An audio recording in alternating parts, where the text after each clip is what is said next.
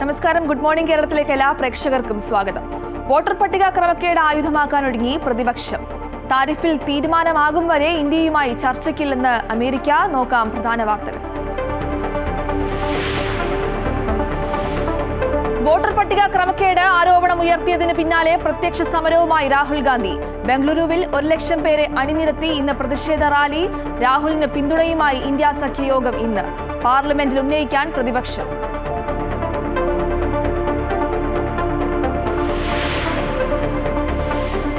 US ഇറക്കുമതി തീരുവ വർദ്ധിപ്പിച്ചതിന് ശേഷമുള്ള കേന്ദ്ര മന്ത്രിസഭയുടെ ആദ്യ യോഗം ഇന്ന്.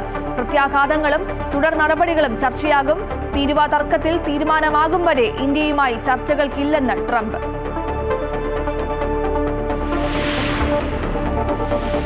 സംസ്ഥാനത്ത് ഇന്നും മഴ തുടരും. 6 ജില്ലകളിൽ യെല്ലോ അലർട്ട്. നാളെ മുതൽ മഴ കുറയുമെന്ന് കാലാവസ്ഥാ വകുപ്പ്.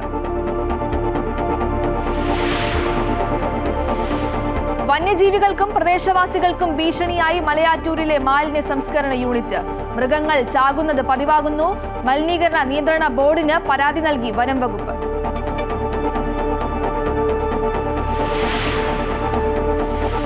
ഒക്ടോബറിൽ അർജന്റീന ടീം അമേരിക്കയിലേക്ക്. ഷിക്കാഗോയിൽ 2 മത്സരങ്ങൾ. ചൈന പര്യടനം ഉപേക്ഷിച്ചതായി അർജന്റീനിയൻ മാധ്യമം. ബലൻഡിയോർ പുരസ്കാരത്തിനുള്ള ചുരുക്കപ്പട്ടികയിൽ ഇടം പിടിക്കാതെ സൂപ്പർ താരങ്ങളായ മെസ്സിയും റൊണാൾഡോയും.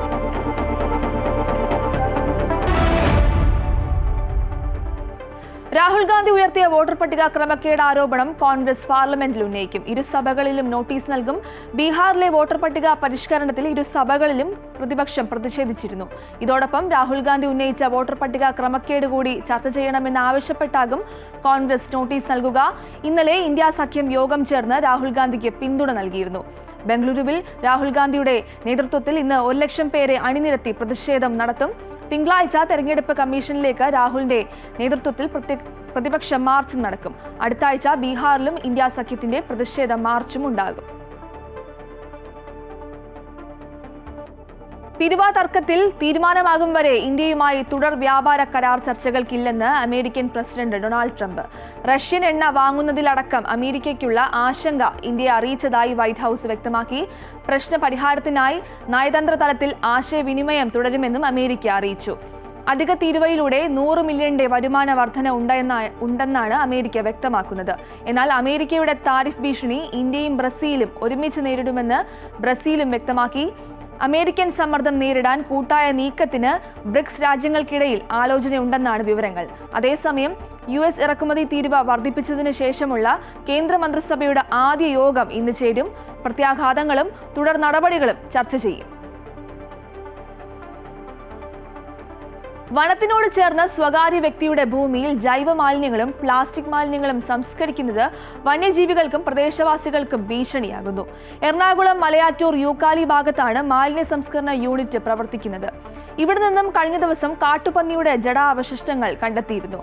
മാലിന്യ സംസ്കരണ യൂണിറ്റിനെതിരെ വനം വകുപ്പ് മലിനീകരണ നിയന്ത്രണ ബോർഡിന് പരാതി നൽകിയിട്ടുണ്ട്. നെടുമ്പാശ്ശേരി വിമാനത്താവളത്തിൽ നിന്നും മറ്റ് സ്ഥലങ്ങളിൽ നിന്നും ശേഖരിക്കുന്ന ജൈവ മാലിന്യങ്ങളും പ്ലാസ്റ്റിക് മാലിന്യങ്ങളും വേർതിരിക്കുന്ന യൂണിറ്റിനെതിരെയാണ് പരാതി ഉയരുന്നത്. വനത്തിനോട് അതിർത്തി പങ്കിടുന്ന സ്വകാര്യ വ്യക്തിയുടെ ഭൂമിയിലാണ് യൂണിറ്റിന്റെ പ്രവർത്തനം. മാലിന്യങ്ങൾ തള്ളുന്നതിനാൽ കാട്ടുപന്നിയടക്കം ഇവിടേക്ക് ആകർഷിക്കപ്പെടുന്നതായാണ് ആരോപണം. പ്ലാസ്റ്റിക് മാലിന്യം കത്തിക്കുന്നത് പ്രദേശത്തെ ജനജീവിതത്തിനും ഭീഷണിയാകുന്നു. ഇതിനകത്ത് എയർപോർട്ടിൽ നിന്ന് അതേപോലെ തന്നെ മറ്റ് ഹോട്ടലിൽ നിന്ന് ഒക്കെ കൊണ്ടുവരുന്ന ഭക്ഷണ വേസ്റ്റും പ്ലാസ്റ്റിക്കും ഉൾപ്പെടെയുള്ള സാധനമാണ് ഇവിടെ തരംതിരിക്കുന്നത്. ഇത് കത്തിക്കുകയാണ് ചെയ്യണത്. കത്തിക്കുമ്പോഴുള്ള പ്രശ്നങ്ങൾ ഞങ്ങൾ പല പ്രാവശ്യം ഇതേമാതിരി ഇത് മുൻപ് ചെയ്തിട്ടും പഞ്ചായത്ത് അടക്കം ഇവർക്ക് ഫൈൻ കൊടുത്ത് ഇവർ അത് ഒഴിവാക്കി നിർത്തിപ്പോയതാണ്. ഈ പ്രദേശം ഒഴിഞ്ഞ ഒരു പ്രദേശമായതുകൊണ്ട് ആൾക്കാർ താമസിക്കുന്ന പ്രദേശമില്ലാത്തതുകൊണ്ട് എന്ത് ചെയ്താലും ആരും അറിയില്ല എന്നുള്ളൊരു ധാരണയിലാണ് പോകുന്നത്. പക്ഷേ ഇത്തരം കാര്യങ്ങൾ അനുവദിക്കാൻ പറ്റില്ല. മൊത്തം നിയമവിരുദ്ധ പ്രവർത്തനങ്ങളാണ് ഇവിടെ നടന്നുകൊണ്ടിരിക്കുന്നത്. അധികാരികൾ ആരും തന്നെ ഇവിടേക്ക് തിരിഞ്ഞു നോക്കിയോ? പരാതികൾ ഒരുപാടുണ്ട്, എന്നിട്ടൊരു നടപടി എടുക്കുകയോ ചെയ്തിട്ടില്ല. കഴിഞ്ഞ ദിവസം ഇവിടുത്തെ മാലിന്യങ്ങൾക്കിടയിൽ നിന്നും കാട്ടുപന്നിയുടെ ജഡാവശിഷ്ടം കണ്ടെത്തിയിരുന്നു.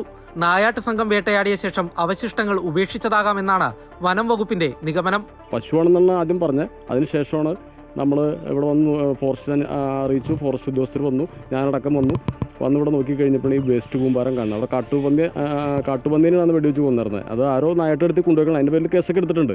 എയർപോർട്ടിൽ നിന്നടക്കം കൊണ്ടുവരുന്ന മാലിന്യങ്ങളിൽ നിന്നും ജൈവ മാലിന്യങ്ങൾ വേർതിരിക്കുകയും പിന്നീട് പ്ലാസ്റ്റിക് മാലിന്യങ്ങൾ സംസ്കരിക്കാൻ മറ്റിടത്തേക്ക് കൊണ്ടുപോകുകയാണ് ചെയ്യുന്നതെന്നുമാണ് യൂണിറ്റ് നടത്തിപ്പുകാർ പറയുന്നത്. പ്ലാസ്റ്റിക്, അലുമിനിയം, അതുപോലെ പേപ്പറൊക്കെ തരംതിരിച്ച് കയറ്റിവിടാണ്. ഞങ്ങളല്ലാണ്ട് ഒരാൾക്കൊരു ഉപദ്രവമായിട്ട് ഞങ്ങൾ ചെയ്യണതല്ല. ഇത് കിടന്നുകൊണ്ടാണ് പന്നി. അപ്പം ഞങ്ങളുടെ പറമ്പുകളിലൊക്കെ പന്നികളുണ്ട്. അത് ഞങ്ങളുടെ പറമ്പിൽ വേസ്റ്റ് കിടന്നിട്ടാണോ? അതിന് മാത്രം പന്നികൾ. ഞങ്ങൾ കൃഷി ചെയ്തൊന്നും കിട്ടാറില്ല. ഞങ്ങളിത് വർഷങ്ങളായിട്ട് ചെയ്യേണ്ടായിരുന്നു. വനത്തോട് ചേർന്നുള്ള മാലിന്യ സംസ്കരണ യൂണിറ്റിനെതിരെ വനം വകുപ്പ് മലിനീകരണ നിയന്ത്രണ ബോർഡിന് പരാതി നൽകിയിട്ടുണ്ട്. സംസ്കരണ യൂണിറ്റിൽ മാലിന്യങ്ങൾ കൊന്നുകൂടി കിടക്കുന്നതിനാൽ മൃഗങ്ങളെ വേട്ടയാടുന്നവർക്ക് സൗകര്യം ലഭിക്കുന്നതായും വനം വകുപ്പിന്റെ പരാതിയിൽ പറയുന്നു. അമൃത ന്യൂസ്, കൊച്ചി. തൃശൂർ ചാലക്കുടിയിൽ കാട്ടാന ശല്യം രൂക്ഷം. കാട്ടാനകൾ സൗരോർജ്ജ തൂക്കുവേലി തകർത്തു. ഇതോടെ കോടികൾ മുടക്കി സ്ഥാപിച്ച പദ്ധതി വിഫലമായി. വെറ്റിലപ്പാറ, പിള്ളപ്പാറ, പായമക്കടവ് എന്നിവിടങ്ങളിൽ സ്ഥാപിച്ച സൗരോർജ്ജ തൂക്കുവേലിയാണ് മാസങ്ങൾ പിന്നിടും മുമ്പേ കാട്ടാനകൾ തകർത്തെറിഞ്ഞത്. വന്യമൃഗശല്യത്തിന് ശാശ്വത പരിഹാരം വേണമെന്നാണ് ആവശ്യം. വെറ്റിലപ്പാറ, പിള്ളപ്പാറ എന്നിവിടങ്ങളിൽ ഓരോ സ്ഥലത്തും പായമ്മക്കടവിൽ 3ഇടത്തുമാണ് ഫെൻസിംഗ് കാട്ടാനക്കൂട്ടം തകർത്തിരിക്കുന്നത്. തൂക്കുവേലി നിർമ്മാണത്തിലെ അപാകതയാണ് വേലി തകർക്കാൻ എളുപ്പമായതെന്നാണ് ആരോപണം. വേലിയോട് ചേർന്ന് നിൽക്കുന്ന മരച്ചില്ലകൾ വേലികളിൽ തട്ടുന്നത് മൂലം വൈദ്യുതിയുടെ പ്രഹരം കുറയും. ഈ ഭാഗങ്ങളിലാണ് വേലികൾ കൂടുതലായും തകർന്നിരിക്കുന്നത്. വേലി നിർമ്മാണം ശാസ്ത്രീയമല്ലെന്ന വനം വകുപ്പ്, പ്ലാന്റേഷൻ എന്നിവരുടെ ശ്രദ്ധയിൽപ്പെടുത്തിയിട്ടും ഗൗനിച്ചില്ലെന്നും ആക്ഷേപമുണ്ട്. ഫെൻസിംഗ് കൊണ്ട് നമുക്ക് ഒരു ഉപകാരമോ ഉണ്ടായിട്ടില്ല. കാരണം ആന അതിൻ്റെ കാലുകൾ ചവിട്ടി മറിച്ചിടുകയാണ്. ഇപ്പോൾ ഒരു സ്ഥലത്തല്ല, 3-4 സ്ഥലത്ത് ഇപ്പോൾ ആന കയറി ഓടിച്ചിട്ടുണ്ട്. നമ്മൾ ഈ എല്ലാവരും കൂടി രാത്രി ഉറക്കമൊഴിച്ച് ഏതൊക്കെ സ്ഥലത്ത് നോക്കാൻ പറ്റും? അപ്പോൾ ഇതുകൊണ്ടൊന്നും ഒരു പ്രയോജനമില്ല. നബാർഡിന്റെ സഹകരണത്തോടെ ചാലക്കുടി വനം ഡിവിഷനിൽ 2.24 കോടി രൂപ ചെലവഴിച്ചാണ് വൈദ്യുതി വേലി സ്ഥാപിച്ചത്. ചാലക്കുടി പുഴയോരത്ത് അതിരപ്പള്ളി, പരിയാരം പഞ്ചായത്തുകൾ ഉൾപ്പെടുന്ന വിരിപ്പാറ മുതൽ കണ്ണംകുഴിത്തോട് വരെയുള്ള 18 കിലോമീറ്റർ ഭാഗത്താണ് വൈദ്യുത തൂക്കുവേലി സ്ഥാപിച്ചത്. ഇതിനു പുറമെ ചാലക്കുടി, വാഴച്ചാൽ ഡിവിഷനുകളിലായി 80 കിലോമീറ്ററോളം ദൂരത്തിലും വൈദ്യുത തൂക്കുവേലി സ്ഥാപിച്ചിട്ടുണ്ട്. ഇത്രയും അധികം ദൂരത്തിൽ സൗരോർജ്ജ തൂക്കുവേലി സ്ഥാപിക്കുന്നത് സംസ്ഥാനത്ത് ആദ്യമായാണ്. വന്യജീവികളുടെ ശല്യം ഒഴിവാക്കാനായി ട്രഞ്ച്, വൈദ്യുത വേലി എന്നിവ സ്ഥാപിച്ചിട്ടും ഫലമില്ലാതായതോടെയാണ് സൗരോർജ്ജ തൂക്കുവേലി പരീക്ഷണാടിസ്ഥാനത്തിൽ സ്ഥാപിച്ചത്. എന്നാൽ അശാസ്ത്രീയമായ നിർമ്മാണവും കെടുകാര്യസ്ഥതയും മൂലം കോടികൾ ചെലവഴിച്ച ഈ പദ്ധതിയും അവതാളത്തിലായെന്നും ഇതിനു പിന്നിൽ ഉദ്യോഗസ്ഥരുടെ അനാസ്ഥയാണെന്നും നാട്ടുകാർ പറയുന്നു. Amrita news, Thrissur. ADGP MR Ajith കുമാറിനെതിരായ അനധികൃത സ്വത്ത് സമ്പാദന കേസ് കോടതി ഇന്ന് പരിഗണിക്കും. വിജിലൻസിന്റെ ക്ലീൻ ചിറ്റ് റിപ്പോർട്ടിൽ കോടതി ഇന്ന് തീരുമാനമെടുക്കും. തിരുവനന്തപുരം പ്രത്യേക വിജിലൻസ് കോടതിയാണ് കേസ് പരിഗണിക്കുന്നത്. ADGPയുടെ സ്വത്ത് വിവരങ്ങൾ പോലും അന്വേഷിച്ചില്ല എന്നാണ് പരാതിക്കാരന്റെ വാദം. കേരള സർവകലാശാലയിൽ പ്രവേശന വിലക്ക് ഏർപ്പെടുത്തിയ VCയുടെ നടപടി ചോദ്യം ചെയ്ത് സർവകലാശാല രജിസ്ട്രാർ KS അനിൽകുമാർ നൽകിയ ഹർജി ഹൈക്കോടതി ഇന്ന് പരിഗണിക്കും. രജിസ്ട്രാറുടെ ചുമതല മറ്റൊരാൾക്ക് നൽകിയതും ഹർജിയിൽ ചോദ്യം ചെയ്തിട്ടുണ്ട്. വിവരങ്ങളുമായി അഡ്വക്കേറ്റ് രാജേഷ് ചേരുന്നുണ്ട്. രാജേഷ്, കഴിഞ്ഞ 2 ദിവസമായി വാദം തുടരുകയാണ് ഈ വിഷയത്തിൽ. ഹൈക്കോടതി ഇന്നും ഇത് വീണ്ടും പരിഗണിക്കുന്നുണ്ട്. എന്തൊക്കെയാണ് വിവരങ്ങൾ? ഹൈക്കോടതി പ്രധാനമായും പരിശോധിച്ചുകൊണ്ടിരിക്കുന്നതും വാദം കേട്ടുകൊണ്ടിരിക്കുന്നതും ഒരു സിൻഡിക്കേറ്റിന്റെ തീരുമാനത്തെ മറികടന്ന് മറ്റൊരു തീരുമാനമെടുക്കുവാൻ വൈസ് ചാൻസലർക്ക് അധികാരമുണ്ടോ എന്നുള്ള കാര്യമാണ്. എന്നാൽ വൈസ് ചാൻസലറുടെ അഭിഭാഷകൻ ഹൈക്കോടതിയെ ബോധ്യപ്പെടുത്താൻ ശ്രമിക്കുന്നത് സാധാരണ ഏതൊരു വ്യക്തിക്കുമെതിരെ അല്ലെങ്കിൽ ഏതൊരു ഉദ്യോഗസ്ഥനുമെതിരെ എടുക്കാവുന്ന അച്ചടക്ക നടപടി അടിയന്തര ഘട്ടത്തിൽ വൈസ് ചാൻസലർക്ക് എടുക്കാൻ സാധിക്കും.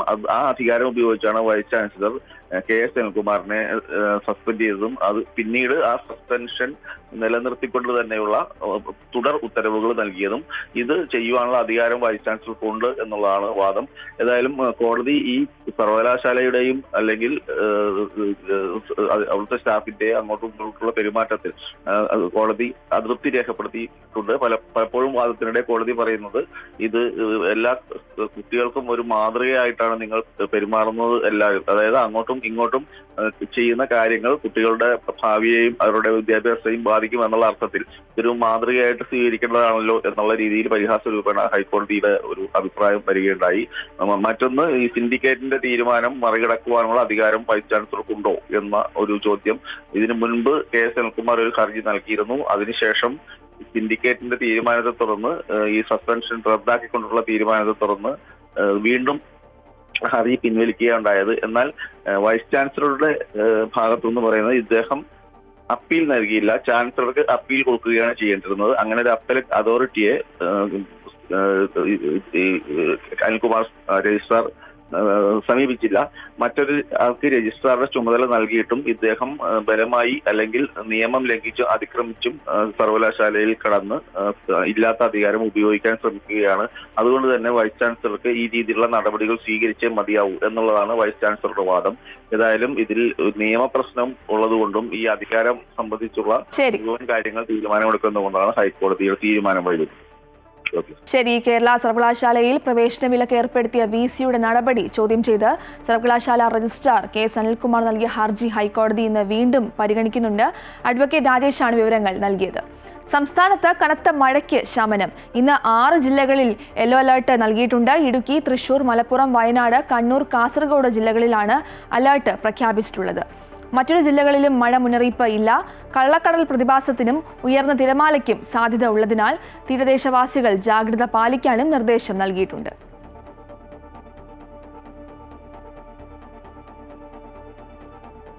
സ്വകാര്യ ബസ് ഉടമകൾ ഇന്ന് ഗതാഗത മന്ത്രിയുമായി കൂടിക്കാഴ്ച നടത്തും. വിദ്യാർത്ഥികളുടെ യാത്രാ നിരക്ക് കൂട്ടണമെന്നാണ് ആവശ്യം. ഗതാഗത മന്ത്രിയുമായും ബസ് ഉടമകളുമായും കഴിഞ്ഞ ആഴ്ച ഗതാഗത സെക്രട്ടറി ചർച്ച നടത്തിയിരുന്നു. എങ്കിലും തീരുമാനം ഒന്നും ഉണ്ടായിട്ടില്ല. മിനിമം നിരക്ക് 2 രൂപ ആക്കാനുള്ള രവിരാമൻ കമ്മിറ്റിയുടെ ശുപാർശ നടപ്പിലാക്കാനാണ് സർക്കാരിന്റെ ശ്രമം.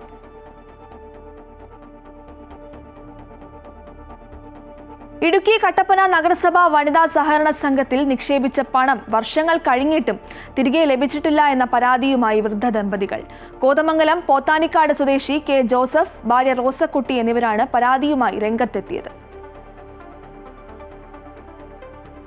കോതമംഗലം പോത്താനിക്കാട് സ്വദേശികളായ ജോസഫും ഭാര്യ റോസക്കുട്ടിയും കട്ടപ്പനയിൽ മകന്റെ വീട്ടിലെത്തിയപ്പോഴാണ് വർഷങ്ങൾക്ക് മുമ്പ് കട്ടപ്പന നഗരസഭ വനിതാ കോഓപ്പറേറ്റീവ് സൊസൈറ്റിയിൽ പണം നിക്ഷേപിച്ചത്. 2022-ൽ 25,000 രൂപയും 2023-ൽ 30,000 രൂപയും നിക്ഷേപിച്ചു. ഇതിന് 8.75% പലിശ നൽകാമെന്നാണ് പറഞ്ഞത്. എന്നാൽ തുക നിക്ഷേപിച്ചതിനു ശേഷം ഇവർക്ക് പലിശ പോലും കിട്ടിയിട്ടില്ല.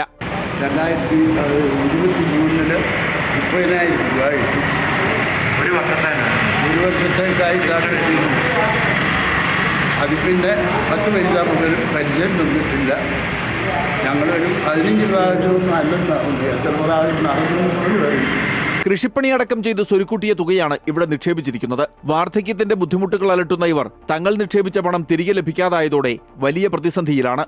മറ്റു നിക്ഷേപകർക്കും പണം തിരികെ ലഭിക്കാനുണ്ടെന്നാണ് സൂചന. പുറത്ത് വായ്പ കൊടുത്ത പണം തിരികെ കിട്ടാത്തതാണ് പ്രതിസന്ധിക്ക് കാരണമെന്നാണ് ബന്ധപ്പെട്ടവർ പറയുന്നത്. നിക്ഷേപത്തുക തിരികെ ലഭിക്കാതായതോടെ നിയമ നടപടികളിലേക്ക് നീങ്ങാനാണ് ഈ വൃദ്ധ ദമ്പതികളുടെ തീരുമാനം. അമൃത ന്യൂസ്, ഇടുക്കി. CPM തിരുവനന്തപുരം ജില്ലാ സമ്മേളനം തുടരുന്നു. ഇന്നും നാളെയുമായി ടാഗോർ തിയേറ്ററിൽ പ്രതിനിധി സമ്മേളനം നടക്കും. പ്രതിനിധി സമ്മേളനം ദേശീയ എക്സിക്യൂട്ടീവ് അംഗം പ്രകാശ് ബാബു ഉദ്ഘാടനം ചെയ്യും. ജില്ലയിലെ 17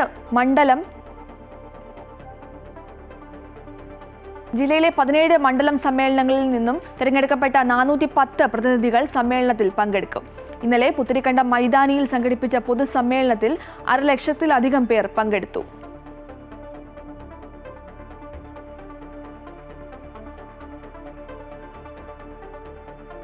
ഭൂമി ഇല്ലാത്തതിന്റെ പേരിൽ വീടെന്ന സ്വപ്നം പൂർത്തിയാക്കാൻ കഴിയാതിരുന്ന 3 കുടുംബങ്ങൾക്ക് സൗജന്യമായി ഭൂമി നൽകിയിരിക്കുകയാണ് കോതമംഗലം സ്വദേശിയായ ജോയ് പൈനാപ്പിള്ളിയും ഭാര്യ ലിസിയും. കോതമംഗലം സ്വദേശിയായ ജോയ് തന്റെ പേരിലുള്ള 15 സെന്റ് സ്ഥലമാണ് ഭവനമില്ലാത്ത 3 കുടുംബങ്ങൾക്ക് വീതിച്ചു നൽകിയത്. ഇതോടെ ഇവർക്ക് ലൈഫ് പദ്ധതി വഴി വീട് ലഭിക്കാനുള്ള സാധ്യത തുറന്നു. കോതമംഗലം പിണ്ടിമന പഞ്ചായത്തിലെ വെറ്റിലപ്പാറയിൽ കർഷകനായ ജോയിക്ക് ഭൂമിയിൽ പണത്തേക്കാൾ മൂല്യമുള്ള മറ്റ് പലതുമുണ്ടെന്ന തിരിച്ചറിവുണ്ട്. പിതൃസ്വത്തായി കിട്ടിയ ഭൂമിയാണ് കുടുംബാംഗങ്ങളുടെ കൂടെ സമ്മതപ്രകാരം ജോയി സൗജന്യമായി നൽകിയത്. ജോയിയുടെ വീട്ടിൽ നിന്ന് 1 കിലോമീറ്ററോളം അകലെയുള്ള കുളങ്ങാട്ടുകുഴിയിലാണ് പകുത്തു നൽകിയ സ്ഥലമുള്ളത്. അർഹതപ്പെട്ട 3 പേർക്കാണ് സൗജന്യമായി സ്ഥലം നൽകിയത്. ഈ കാണുന്ന 5 സെന്റ് സ്ഥലമാണ് 3 പേർക്ക് വീട് വെക്കാൻ വേണ്ടി അർഹതപ്പെട്ട 3 പേർക്ക് കൊടുത്തു. അവർക്ക് വീടില്ല, സ്ഥലം മാത്രമില്ലാത്ത പേരിൽ അവർക്ക് വീട് വയ്ക്കാൻ പഞ്ചായത്തിൽ നിന്നൊക്കെ കിട്ടിയത്, ലൈഫ് ഇൻഷുറൻസും കിട്ടിയതാണ്. പലരും വീട് വെച്ച് കൊടുക്കാമെന്ന് വെച്ചാൽ സ്ഥലമില്ലാത്ത കാരണം അവരിങ്ങനെ കിടക്കുകയായിരുന്നു. അപ്പോൾ ഞാൻ കൊടുക്കാമെന്ന് വെച്ചപ്പോൾ അവർക്ക് വലിയ താല്പര്യമായിപ്പോയി, വന്ന് സന്തോഷത്തോടെ സ്വീകരിച്ച് നമുക്ക് നല്ല സന്തോഷം. 2 പേർക്ക് 5.5 സെന്റ് വീതവും ഒരാൾക്ക് 4 സെന്റുമായിട്ടാണ് കൊടുക്കുന്നത്. അങ്ങനെ സ്ഥലം ഇങ്ങനെ നീളം കിടക്കുന്ന കാരണം വീട് വെക്കാനുള്ള സൗകര്യം അങ്ങനെ തിരിച്ചപ്പോൾ അങ്ങനെ ആയിട്ടുണ്ട്. ജോയി ഈ ആശയം മുന്നോട്ട് വെച്ചപ്പോൾ ഭാര്യ ലിസിയും മക്കളായ അമലും അനിതയും അരുണും ഒരുമിച്ച് പിന്തുണ നൽകി. ജോയിയുടെ മാതാപിതാക്കളായ മാത്യുവിൻ്റെയും അന്നക്കുട്ടിയുടെയും ആഗ്രഹപ്രകാരമാണ് ജാതിയോ മതമോ കൂടാതെ ഭൂമി നൽകാൻ ഇവർക്ക് പ്രചോദനമായത്. അമൃത ന്യൂസ്, കൊച്ചി. തിരുവനന്തപുരത്ത് മധ്യവയസ്കനെ മർദ്ദിച്ച സംഭവത്തിൽ യുവാക്കൾ അറസ്റ്റിൽ. മദ്യപിച്ചുണ്ടായ വാക്കുതർക്കത്തിൽ ഈ മാസം 4-ാം തീയതി ഗാന്ധിപുരം സ്വദേശി അഡ്വിൻ ദാസിനാണ് അണിയൂർ ചെമ്പഴന്തി റോഡിൽ വച്ച് ക്രൂരമർദ്ദനമേറ്റത്. പരാതിയുടെ അടിസ്ഥാനത്തിൽ ചന്തവിള സ്വദേശി നിധിൻ, അണിയൂർ സ്വദേശികളായ ഷിജിൻ, അജിൻ എന്നിവരെ പോലീസ് പിടികൂടി. വാക്കുതർക്കത്തെ തുടർന്ന് 3-അംഗ സംഘം അഡ്വിനെ കൂട്ടം ചേർന്ന് മർദ്ദിക്കുകയായിരുന്നു. തറയിലിട്ട് ചവിട്ടുകയും ചെരുപ്പും മടലും കൊണ്ട് അടിക്കുന്നതുമായ ദൃശ്യങ്ങളും പുറത്തുവന്നു. സംഭവ സമയത്ത് എല്ലാവരും മദ്യലഹരിയിലായിരുന്നു എന്ന് പോലീസ് വ്യക്തമാക്കി. രാമ രാമ രാമ രാമ രാമ രാമ പാഹി മാം.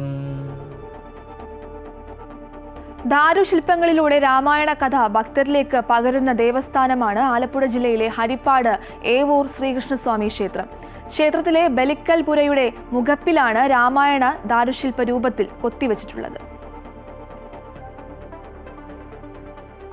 ഭക്തമനസ്സുകളിൽ രാമായണത്തിന്റെ പുണ്യം ദാരുശില്പങ്ങളിലൂടെ പകർന്നു നൽകുകയാണ് ആലപ്പുഴ ഏവൂർ ശ്രീകൃഷ്ണസ്വാമി ക്ഷേത്രം. ക്ഷേത്രത്തിന്റെ വലിയ ബലിക്കൽ പുരയുടെ മുഖപ്പിലാണ് രാമായണ കഥ കൊത്തിവെച്ചിരിക്കുന്നത്. അഗ്നിബാധയുണ്ടായ ക്ഷേത്രം ശ്രീമൂലം തിരുനാൾ മഹാരാജാവിന്റെ കാലത്താണ് പുതുക്കിപ്പണിതത്. ആ കാലത്ത് തന്നെയാണ് ദാരുശില്പങ്ങളും പണി കഴിപ്പിച്ചത്. വിവിധ തട്ടുകളിലായി 120-ൽ പരം ഭാഗങ്ങളായാണ് രാമായണത്തിന്റെ പ്രസക്ത ഭാഗങ്ങൾ ദാരുശില്പ രൂപത്തിൽ അവതരിപ്പിച്ചിരിക്കുന്നത്. വളരെ അപൂർവങ്ങളിൽ അപൂർവമായിട്ടാണ് ഈ ക്ഷേത്രത്തിലുള്ളത്, ഈ ക്ഷേത്രത്തിൽ, ഏവൂർ ക്ഷേത്രത്തിൽ. അതുകൊണ്ട് ഞങ്ങളുടെ ഒരു നാടിൻ്റെ ഒരു വലിയ ആഗ്രഹം കൂടിയാണ് തിരുവിതാംകൂർ ദേവസ്വം ബോർഡ് അതിനെ വളരെ നല്ല രീതിയിൽ സംരക്ഷിക്കണമെന്നാണ് പറയാനുള്ളത്. ബ്രഹ്മാദിദേവതകൾ പാലാഴിയിൽ പുരുഷസൂക്തം ജപിച്ച് മഹാവിഷ്ണുവിനോട് പ്രാർത്ഥിക്കുന്ന ഭാഗമാണ് രാമായണത്തിന്റെ തുടക്കം. ശ്രീരാമനും ദശരഥനും സീതയും രാവണനും ഹനുമാനുമടക്കം രാമായണ കഥാപാത്രങ്ങളെല്ലാം ദാരുശില്പ രൂപത്തിലുണ്ട്. രാമായണത്തിനൊപ്പം കിരാതകഥയും നാലമ്പലത്തിനുള്ളിലെ മുഖമണ്ഡലത്തിന്റെ മുഖപ്പിൽ ഭാഗവതവും ദാരുശില്പ രൂപത്തിൽ ദൃശ്യമാണ്. തിരുവിതാംകൂർ ദേവസ്വം ബോർഡിന്റെ മേജർ ക്ഷേത്രങ്ങളിലൊന്നായ ഏവൂരിലെ ദാരുശില്പങ്ങൾക്ക് കാലോചിതമായ സംരക്ഷണം ആവശ്യമാണ്. കർക്കിടക മാസത്തിന്റെ പുണ്യം നുകർന്ന് ക്ഷേത്രത്തിലെത്തുന്ന ഭക്തർക്ക് രാമായണ കഥയുടെ പുത്തൻ അനുഭവമാണ് ഈ ശില്പങ്ങൾ സമ്മാനിക്കുന്നത്. അമൃത ന്യൂസ്, ആലപ്പുഴ. മെഡിക്കൽ കോളേജിൽ നിന്ന് കാണാതായെന്ന് മന്ത്രി പറഞ്ഞ ഉപകരണം ആശുപത്രിയിൽ തന്നെ ഉണ്ടെന്ന് കണ്ടെത്തൽ. ടിഷ്യൂ മോസിലേറ്റർ എന്ന ഉപകരണം ഓപ്പറേഷൻ തിയേറ്ററിൽ തന്നെയുണ്ടെന്ന് കണ്ടെത്തി. പ്രിൻസിപ്പലിന്റെ പരിശോധനയിലാണ് ഇക്കാര്യം സ്ഥിരീകരിച്ചത്. ഡോക്ടർ ഹാരിസ് ചിറക്കലിന്റെ വെളിപ്പെടുത്തലിന് പിന്നാലെ വിദഗ്ധ സമിതി സമർപ്പിച്ച റിപ്പോർട്ടിലാണ് ഉപകരണം കാണാനില്ല എന്ന പരാമർശമുണ്ടായിരുന്നത്. വിവരങ്ങളുമായി ദേവിക ചേരുന്നുണ്ട്. ദേവിക, ആദ്യം തന്നെ മന്ത്രി പറഞ്ഞിരുന്നു ഉപകരണം ആശുപത്രിയിൽ ഇല്ല എന്ന്. ഇപ്പോൾ ആശുപത്രിയിൽ നിന്ന് തന്നെയാണ് ആ ഉപകരണം കണ്ടെത്തി എന്നുള്ള വാർത്തകൾ വരുന്നത്. എന്താണ് വിവരങ്ങൾ? മെഡിക്കൽ കോളേജിലെ യൂറോളജി വിഭാഗം മേധാവി കൂടിയായ ഹാരിസ് ചിറക്കലിന്റെ വെളിപ്പെടുത്തലുകൾ കഴിഞ്ഞ ദിവസങ്ങളിലാണ് ഇത്തരത്തിൽ നമ്മളിലേക്ക് എത്തുന്നത്. അതിനുശേഷമാണ് ഒരു വിദഗ്ധ സമിതിയെ രൂപീകരിക്കുന്നതും അത്തരത്തിലുള്ള പരിമിതികൾ അന്വേഷിക്കാൻ വേണ്ടി ഇത്തരത്തിലൊരു വിദഗ്ധ സമിതിയെ രൂപീകരിക്കുന്നത്. ആ ഒരു വിദഗ്ധ സമിതി സമർപ്പിച്ച ഈ റിപ്പോർട്ടിലാണ് ഇത്തരത്തിൽ ടിഷ്യൂ മോസിലേറ്റർ എന്ന ഒരു ഉപകരണം കാണാനില്ല എന്ന് പറഞ്ഞിരുന്നത്. പക്ഷെ അപ്പോൾ തന്നെ ഈ ഹാരിസ് ചിറക്കൽ അങ്ങനെയൊരു കാര്യം നടന്നിട്ടില്ല എന്നത് വ്യക്തമാക്കിയിരുന്നു. അത്തരം ഒരു ഉപകരണവും അവിടെ നിന്ന് കാണാതെ പോയിട്ടുണ്ടാവില്ല എന്നും മാധ്യമങ്ങളോടൊക്കെ പ്രതികരണം നൽകിയിരുന്നു.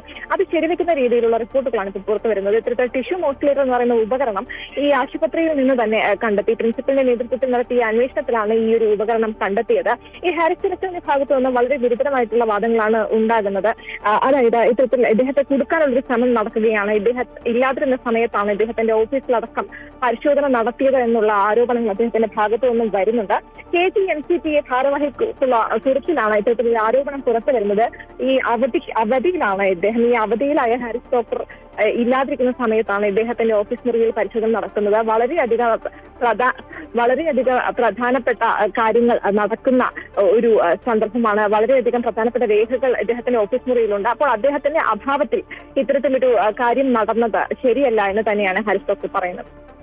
ശരി, മെഡിക്കൽ കോളേജിൽ നിന്ന് കാണാതായെന്ന് മന്ത്രി പറഞ്ഞ ഉപകരണം ആശുപത്രിയിൽ തന്നെ ഉണ്ടെന്ന് കണ്ടെത്തി.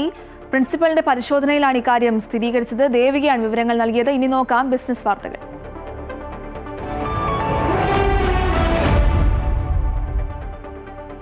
വിപണി വിലയിരുത്തലുമായി ധനകാര്യ ഓഹരി വിദഗ്ധൻ കെ ദിലീപ് ചേരുന്നുണ്ട്. ദിലീപ്, ഇന്നത്തെ വിപണി വിലയിരുത്തൽ എങ്ങനെയാണ്? ഇന്നും നേട്ടത്തിലായിരിക്കും വ്യാപാരം തുടങ്ങുക. വളരെ വലിയ തോതിലുള്ള കയറ്റിറക്കങ്ങൾ വിപണിയിൽ ഇപ്പോൾ തുടർച്ചയാണ്. ഇന്നലെയും ആ ഒരു പ്രതിഭാസം വിപണിയിൽ കണ്ടിരുന്നു.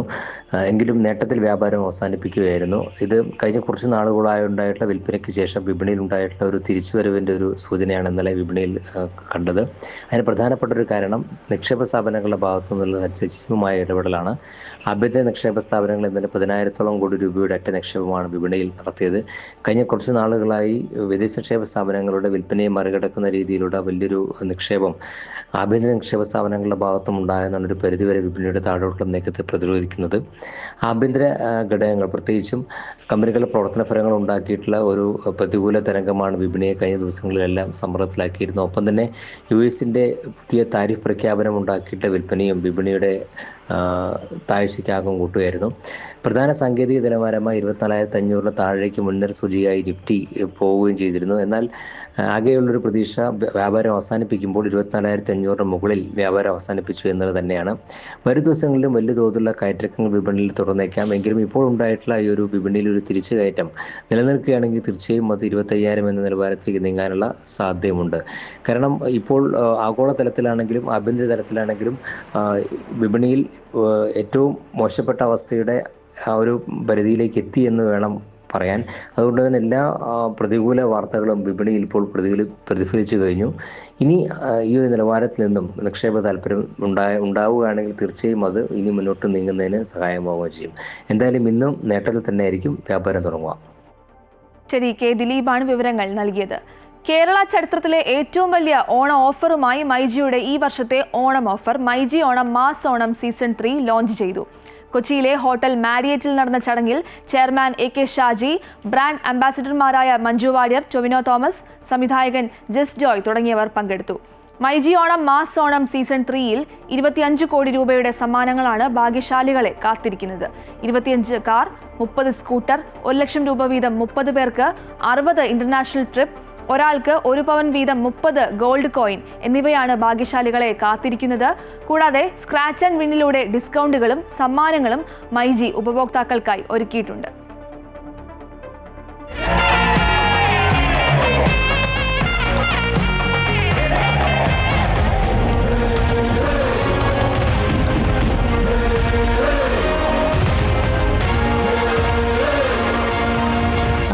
ഞാനിവിടെ പുതിയതാ. താങ്കളാരാ? கொஞ்சம் கீழேப்பா. டிஸ்கவுண்டுகளும் ஆஃபர்களும் கிரேட்டஸ்ட் ஆஃப் ஆல் டைம். கொஞ்சம் மேலேപ്പാൽ. ഒന്നിച്ചു നിന്നാൽ ഓണം കളറാക്കാം, ഡബിൾ മാസാക്കാം. ഇതിലും വലുത് ഇതുവരെ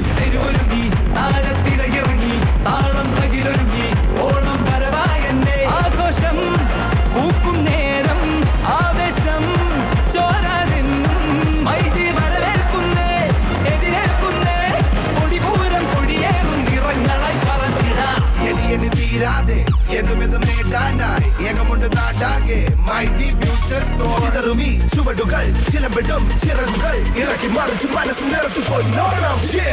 25 കാറുകൾ, 30 സ്കൂട്ടറുകൾ, 30 ഗോൾഡ് കോയിൻസ്, 60 ഇന്റർനാഷണൽ ട്രിപ്സ്, ദിവസേന 1 ലക്ഷം രൂപ, 25 കോടി രൂപയുടെ ഡിസ്കൗണ്ടുകളും സമ്മാനങ്ങളുമായി മൈജി ഓണം മാസ് ഓണം. ഓഫറൊക്കെ തീർന്നില്ലേ? മൈജി അല്ലേ വന്നിട്ടേ myG future. Experience the next.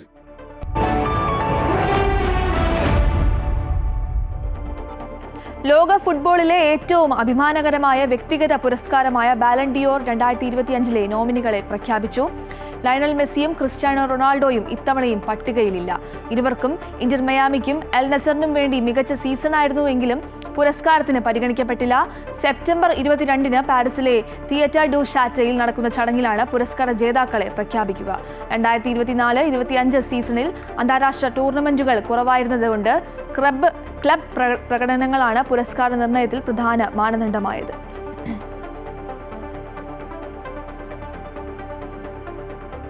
ഒക്ടോബറിൽ അർജന്റീന ടീം അമേരിക്കയിലേക്ക് പോകുമെന്ന് റിപ്പോർട്ട്. ഷിക്കാഗോയിൽ മെക്സിക്കോയുമായി അർജന്റീനയുടെ സൗഹൃദ മത്സരം നടക്കും. 2 മത്സരങ്ങളാണ് കളിക്കുക. അതേസമയം ചൈന ടൂർ അർജന്റീന ഉപേക്ഷിച്ചു. ഒക്ടോബർ 8 മുതൽ ഒക്ടോബർ 14 വരെയായിരുന്നു ചൈന സന്ദർശനം തീരുമാനിച്ചിരുന്നത്. അർജന്റീനയിലെ മാധ്യമങ്ങളാണ് ഇക്കാര്യം റിപ്പോർട്ട് ചെയ്തത്. ഖത്തറിലും ഈ വർഷം തന്നെ അർജന്റീന സൗഹൃദ മത്സരത്തിന് എത്തിയേക്കുമെന്നും റിപ്പോർട്ടുകളുണ്ട്.